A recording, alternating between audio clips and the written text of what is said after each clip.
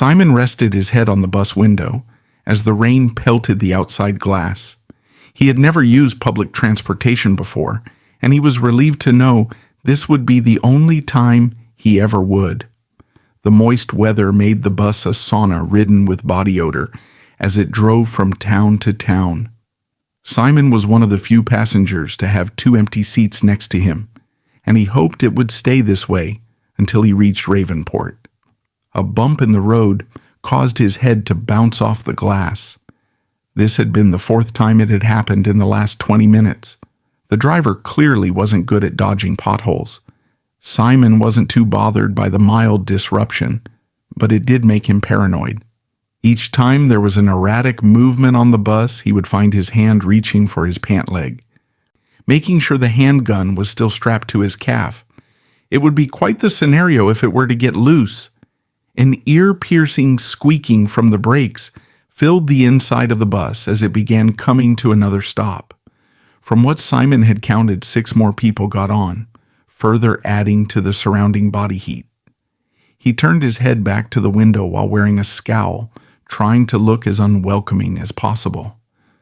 "Are these seats taken?" a soft voice said, bringing a rush of dread to his body. He cleared his throat and turned to see a young woman in a soaked white t-shirt standing next to him.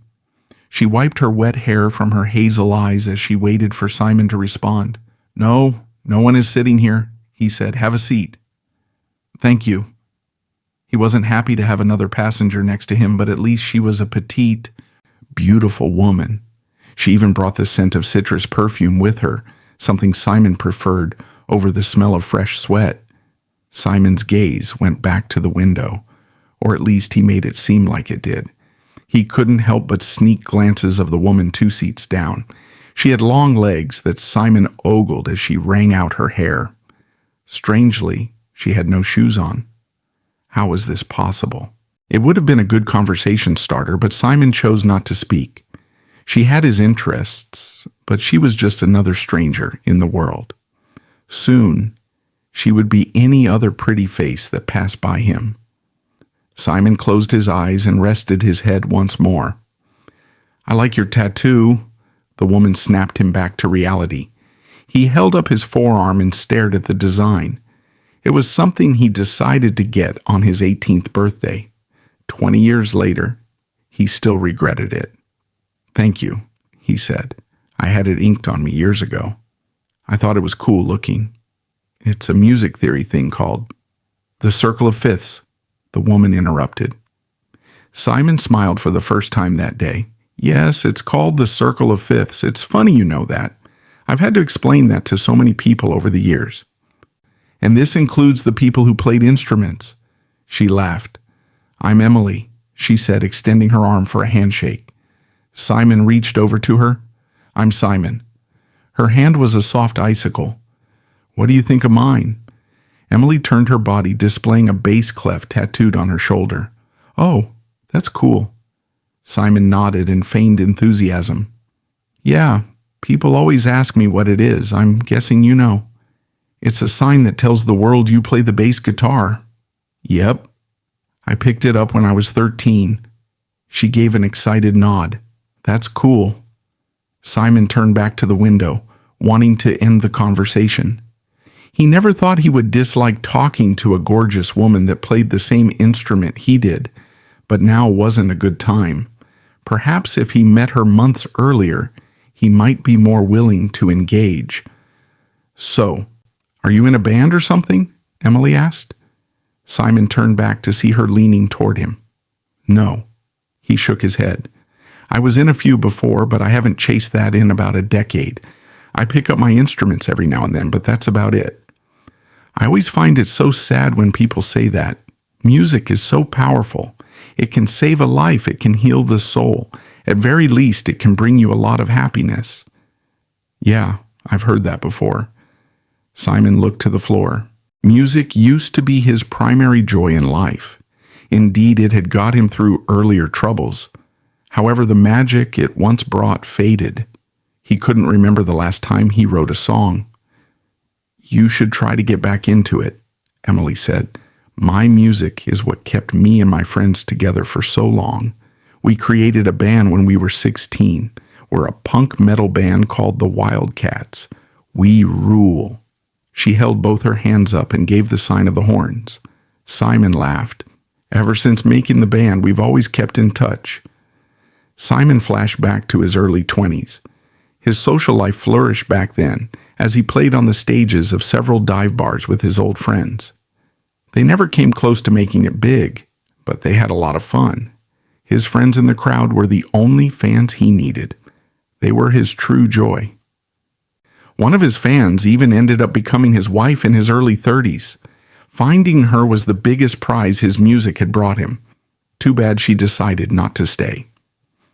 "So, what concerts have you been to?" Emily asked. "Oh, I don't know. I've been to a few." Simon let out a groan and turned back to the window.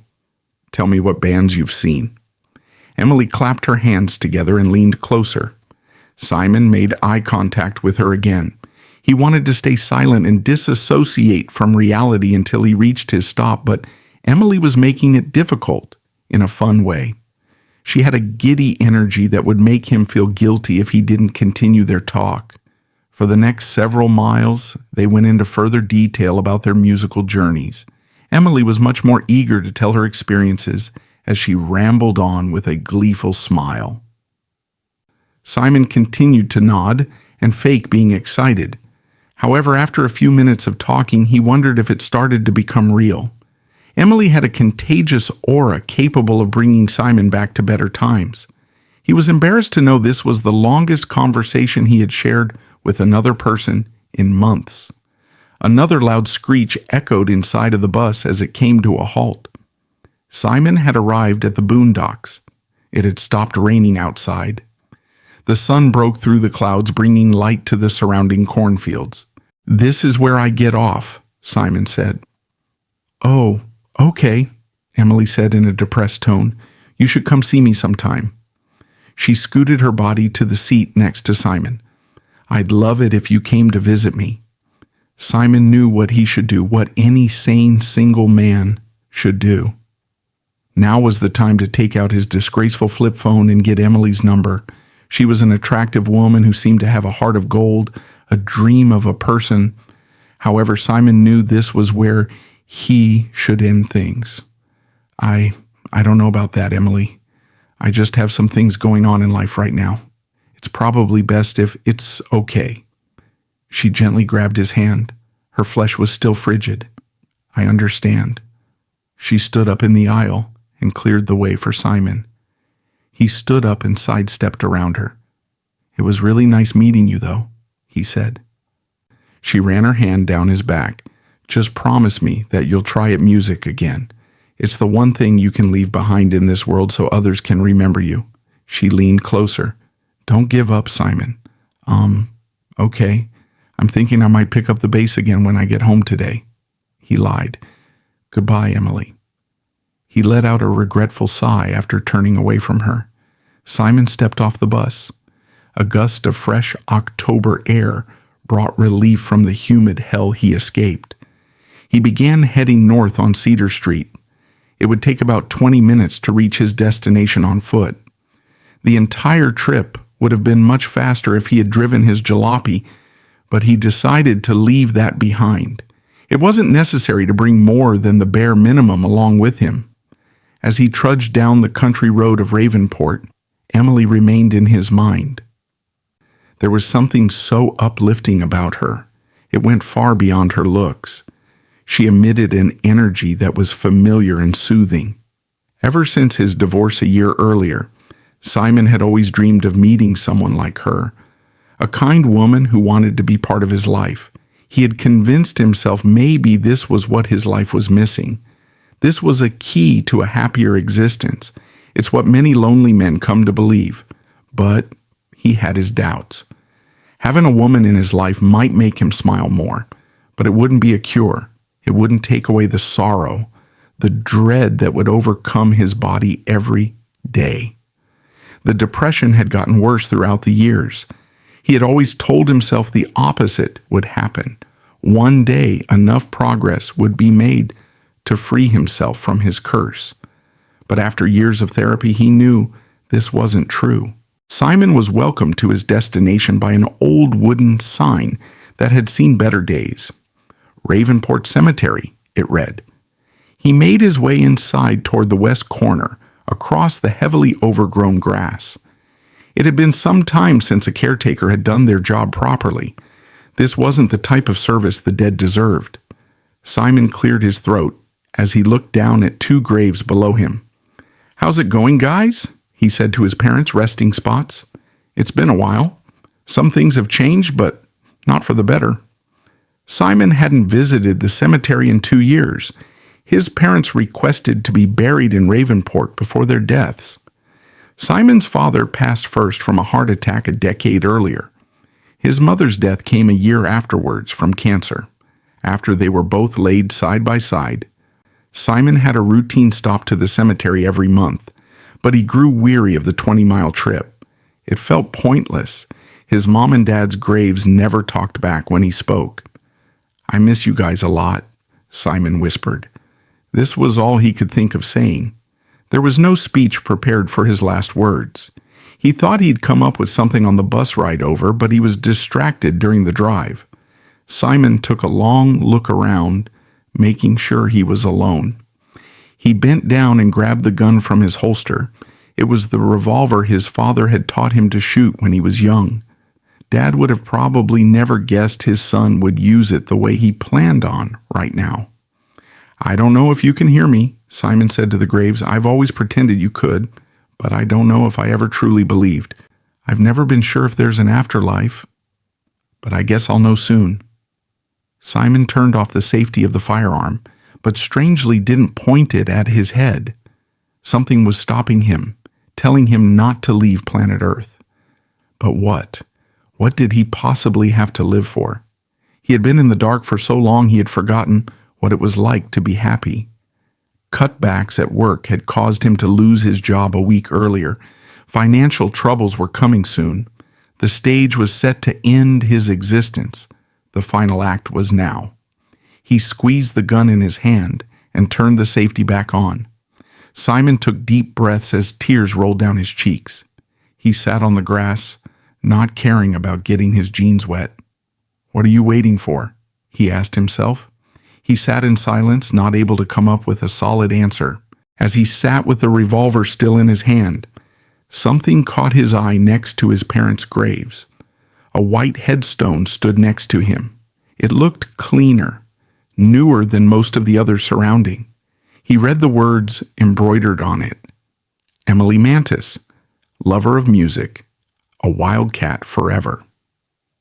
3/14/95, 4/15/2024. There was a bass clef etched above the name. The coincidence had diverted his attention and allowed him to get a hold of himself. It was a coincidence, right? Simon put the revolver back into the holster and stood up. He walked to the headstone and ran his fingers over the smooth marble, doubting it was real. Emily's face ran through his head when he was contemplating pointing the gun at it. The mere memory of her eyes gave a resistance he didn't think he had left. She seemed to have restored some will back to his heart. Simon had always been interested in supernatural tales. He had read many books detailing the concepts of ghosts, spirits, and visitors from beyond. They were stories that interested him after the death of his parents. But he thought that's all they were. Stories. They were tales that gave hope to the grieving, but they were probably just defense mechanisms. Perhaps his mind had closed too quickly on the subject. Emily had never told Simon her last name. It would be interesting to see what results the internet would give when searching the name on the marble grave. What if a picture of her face popped up on an obituary? It was a crazy thought, but the curiosity of researching it on his laptop motivated him enough to get moving. Simon walked back to his parents' grave in confusion. "Mom, Dad," he said, "if there's a ghost you know named Emily, tell her I said thanks. And if you can hear me, I plan on visiting more often in the future." Minutes later, Simon began walking back to the bus stop, scolding himself for not driving his car to Ravenport.